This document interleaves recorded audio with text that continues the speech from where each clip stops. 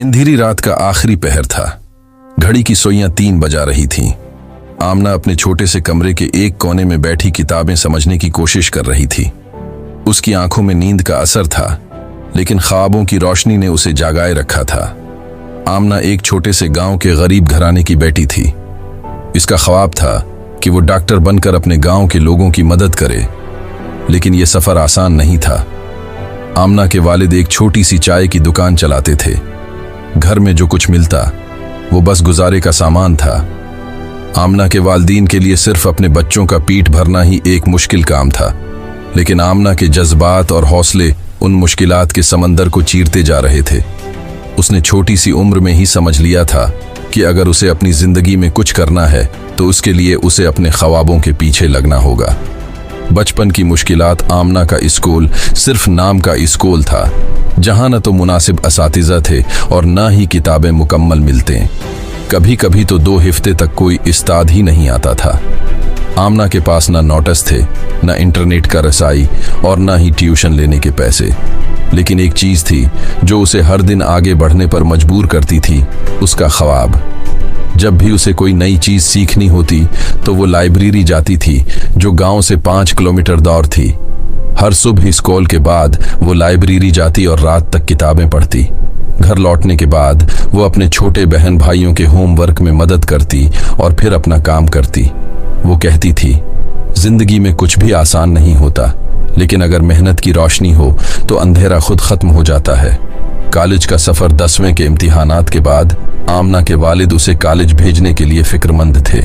गांव के लोगों का कहना था कि लड़कियों को इतनी तालीम दिलाना जरूरी नहीं है, लेकिन आमना के अज़्म और उसके वालिद की दुआओं ने इन रस्म और रवाज को तोड़ दिया। उसे स्कॉलरशिप मिली और वो शहर के एक कॉलेज में तालीम हासिल करने लगी। कॉलेज का सफर आसान नहीं था।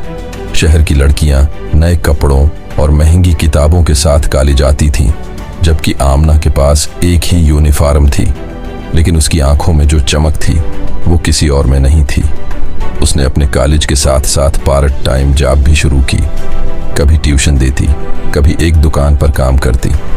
मेडिकल कॉलेज का ख्वाब इंटरमीडिएट के बाद आमना ने मेडिकल कॉलेज के एंट्री टेस्ट की तैयारी शुरू की। ये उसकी जिंदगी का सबसे मुश्किल वक्त था। दिन रात की मेहनत के बावजूद कभी कभी लगता था कि वो हार जाएगी, लेकिन उसकी वालिदा उसे हर रात दुआओं के साथ हौसला देती थी। बेटा, अल्लाह तुम्हारी मेहनत का फल जरूर देगा। उनकी ये बात आमना के लिए ताकत बन जाती थी। एंट्री टेस्ट का दिन आया और आमना ने अपना सब कुछ दांव पर लगा दिया।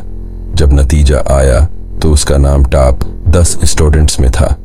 ये सिर्फ उसकी मेहनत का नहीं, बल्कि उसके वालिद की दुआओं का भी असर था।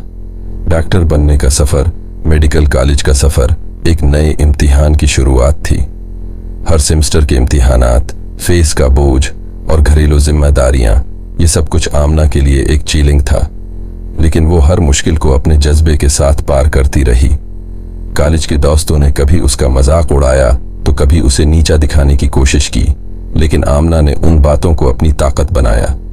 उसने अपनी तालीम के दौरान एक क्लिनिक में काम करना शुरू किया, जहां वो गरीब लोगों का इलाज करते वक्त और भी ज्यादा हौसला पाती थी।